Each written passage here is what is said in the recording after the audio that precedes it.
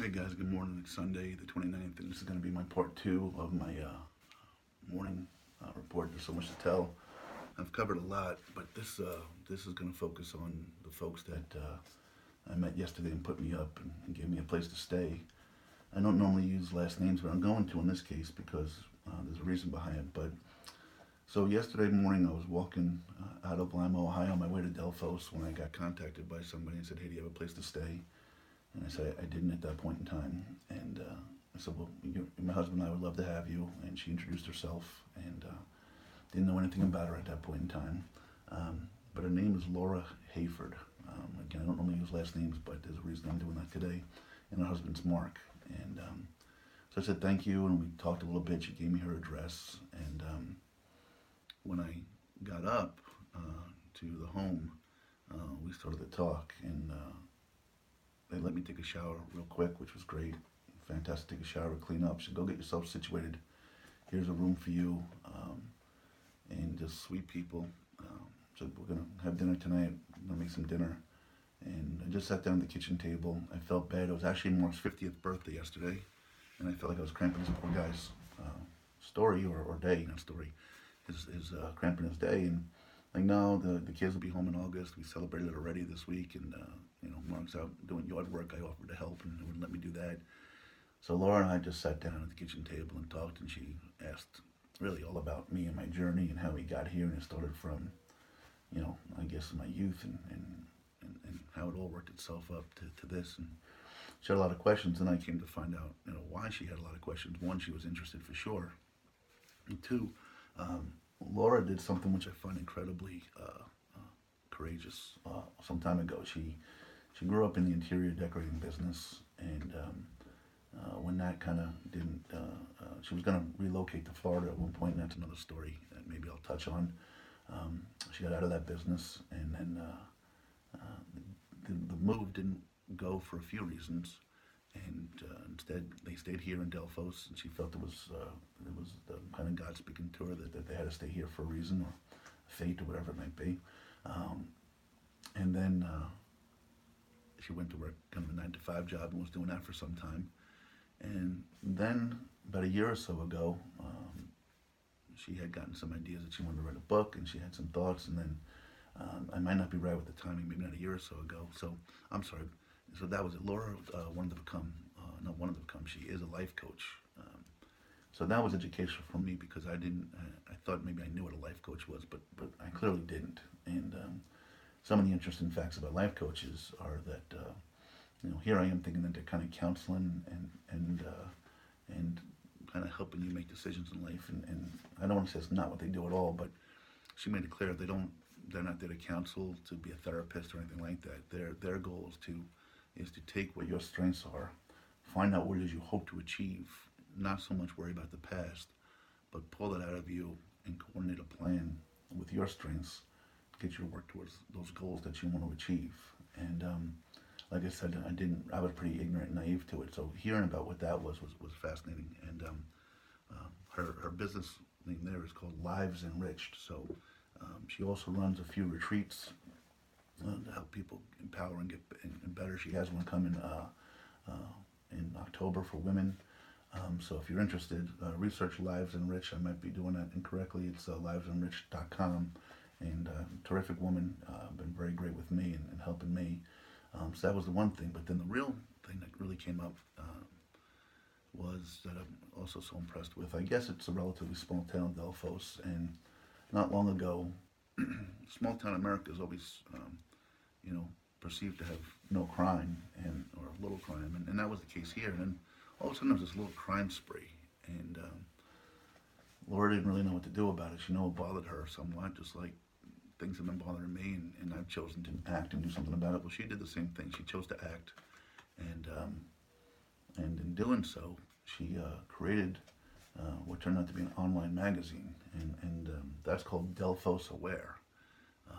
So she created this online magazine, and within about 12 hours, she had over 1,300 followers, and it just shows how much in need a community is, and I think this is for any community, small or large, for communication and sharing of information, and and just coming together. We as a society have retreated from being, neighborly and community to pulling things into within our own four walls. And Laura sort of going that way. She didn't like it, and she wanted to put something together to pull the community together in light of the crime spree that was going on, and it worked. And it hasn't been smooth sailing. You always have people that don't like something somebody says, or that does like it, and you get into this kind of back and forth. And she's learned as she go, but she does some online interviews and things like that, and she wanted to make sure that sometime last night, after we got to know each other for quite a while, that her folks got to hear my story, and we actually did an online interview, which I greatly appreciate. Any exposure is fantastic, but she basically took her family, she calls them her tribe, and took her tribe and didn't have to expose me to them or expose them to me, and she did so, which I'll be forever grateful about. And so here's this woman that's gave up her career to become a certified life coach, which is important because there's certification for it. Not every state requires it, but much like any friend or family member that can give you advice, a lot of people can claim they're a life coach, but there's a certification process for it that she's undergone. So that's a pretty neat thing, and it was great to learn about that. And then Mark is a quieter person, but really funny. And we spent some time talking and got a kick out of some things. And at one point, Mark grew up in Michigan, and he grew up more in the rural area. And Laura's from down this way, so Mark went through a divorce many years ago, and met Laura and was commuting long distances to meet her and see her and follow his love and heart, and eventually worked his way back down south here to Indiana, forgive me. He worked in Indiana and would commute over here to Ohio. So lived in Michigan, worked in Indiana, and came to Ohio to see Laura. So they've been married over 20 years now, and have a great relationship. And again, this gentleman, welcomed me into his home on his birthday and treated me like I was just somebody he knew for years. So I greatly appreciate that. One of the things, and I hope I'm not talking out of school, sharing too much information with people, but I was asking Mark to learn a little bit. I'm having a little situation in my own life now. I haven't talked much about because I really haven't been able to, but somebody close to me that I love dearly, I haven't spoken to in some time. I don't know what I did or could do to change it.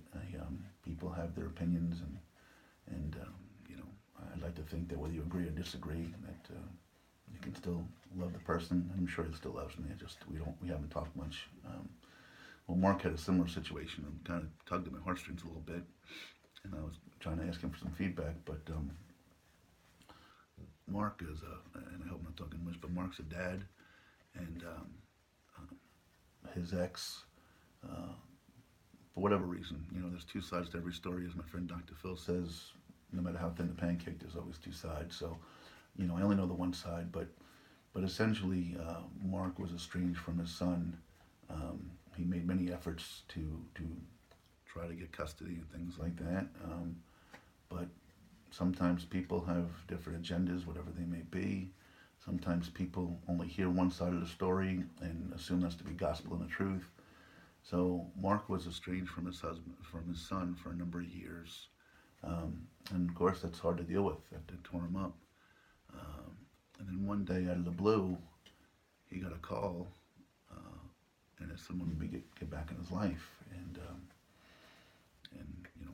he broke down and cried and said, let's do it, let's make this happen. So they got together and they said, look, let's not worry too much about the past, and let's try to work on going forward. And it seemed like they were doing it for a long time. And Mark's son got to meet, Laura and her children and Mark's stepchildren, and they seemed to be getting along great. And when they got together, it was very positive. And then something happened again. There's two sides to every story, but his son was having a second child, his own second child, and somehow around the birth that triggered something with him, and he kind of reached out to the family and said, I can't have you in my life, guys. I just can't deal with it for whatever reason. And that was it.